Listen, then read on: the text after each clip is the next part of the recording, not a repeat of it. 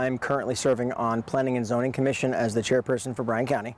And I also serve on Downtown Development Authority alongside a couple great people for Richmond Hill. The Planning and Zoning Commission deals with a lot of variances and zoning issues when it comes to the county level itself. I like the neutrality of the chairman position. It's not a voted on position. I sort of volunteered. I don't mind the pressure of getting yelled at with respect, but it also gives a good perspective. You get to hear everybody's opinion before formulating an argument, and my vote's not needed unless it's absolutely needed, which is great. With the Planning and Zoning Commission itself, we go in front of a lot of individuals, their back history, their stories. So you get to meet a lot of people, but it also puts you in situations where it causes a lot of grief on some persons too. You see people's lives getting upheaved by the amount of building and construction and expansion that's currently taking its toll on Bryan County. So you see actually real life face to face how they feel, and your judgments are based on law, and there are other things you have to, formulate your judgment to, but it gives you a great perspective on hearing their lives to formulate those decisions and being a part of the development of Bryan County, but as well as the prevention of overgrowth and overexpansion as well. I retired from University of Medicine and Dentistry, which is now Rutgers Health Sciences in New Jersey. I did that in 2012.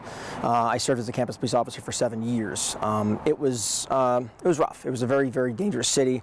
We operated specifically working alongside other like Newark Police Department and other other departments and stuff. But for the most part, it was dangerous because we were midnight with a level 1 trauma center in the center of our campus. It was rather difficult because I thought it was going to be not a bad career. It ended up burning me out after 7 years, so I retired. I own a tax firm in Richmond Hill, Georgia. I like to give tax advice to people. I try to help them out with their situations, and I also help litigate with the IRS too, and state and local entities. So anybody who has like back tax problems, competitive to Optima, I guess, if you want to consider it, but we are more practical and honest when it comes to our approach. Aside from taxation, fiscal responsibility, I've been involved with city since I've gotten here. Any chances I get to do any committees, volunteer with organizations, or just simply meet with people, it's my greatest responsibility to ensure that I want to make sure that I do the best that I can for my city. This was us moving here in 2019 was a second chance for our family. There was nothing left for us in Jersey. We weren't running from anything. This was merely just because we were just sick and tired of all. We were not getting anywhere. We felt like our knees were in the mud. So we literally transferred our kids to here, and I promised myself I would live here, I would breathe here, and eventually I would die here. I love my city. I love what it's given us opportunistically, as well as friendship-wise. The people we've met, the changes we had to make in our lives because of this particular move, it was great. It was a very positive change. The growth of business around here and seeing it expand is both positive and negative, but being a part of it is even a greater responsibility because I know for a fact, given the experiences that I have, I can at least help, control it, but also manage it just the same because there's a lot of stuff going around here, multiple things at once that will contribute to the overall development of Richmond Hill over the next 4 years of this term that are crucial to the kids that are in school like my own.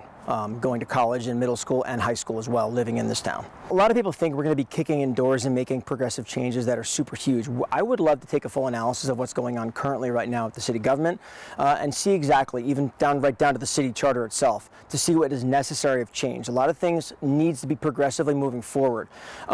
But in my opinion, I think there are changes that need to be made.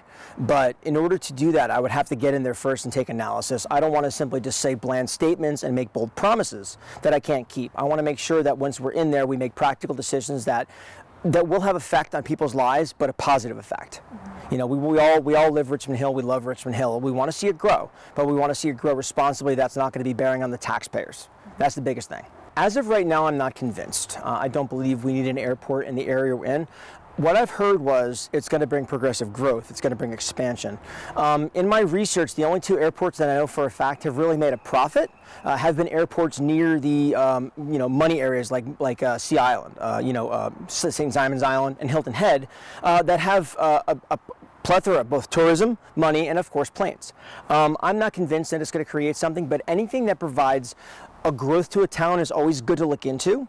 But anything that's going to provide a major expense to a town, that's going to be, burdened by either the city or taxpayers, floating bonds or revenue bonds, however you want to put, it needs to show a practical effort to actually be a positive. Because if it's a negative and we're going to be carrying that, that's not fair to the taxpayers. So as of right now, I'm a no on that. Complete no. I saw how people unfortunately suffered because of the calamity that happened to us. I mean, they say it's a once-in-a-lifetime thing, but there are many lifetimes. So therefore, we want to make sure we take the progressive effort to see about drainage. I mean, I know there's mitigation plans right now in effect, and I know they're trying for grants to help out, help out expand the culverts and do drainage plans to ensure that it doesn't happen again. In my opinion, honestly, I think that's unnecessary to protect our citizens through public safety, the drainage issue itself, everything like that. It's on people's minds. And one of the biggest necessities of being a public servant, and why I like city council, it's an at-large position. There's no political involved in it whatsoever. So therefore, we actually take the responsibility to go ground level to ensure that we're listening to our citizens. Doesn't matter where you're from, who you're from, why you're from. It's the aspect of knowing that you are a citizen of Richmond Hill, therefore it's our job to serve you. Hence why I love to consider myself a public servant, not a politician nor in politics. I still would love to work hand in hand with the persons that are running against me, because I know everybody has contributive ideas. We are all still living here. Regardless of whether or not you get the seat, you still have to consider the ideas that they brought to the table just the same. David London, Sabrina Watkins, and Buck all have great ideas for the city.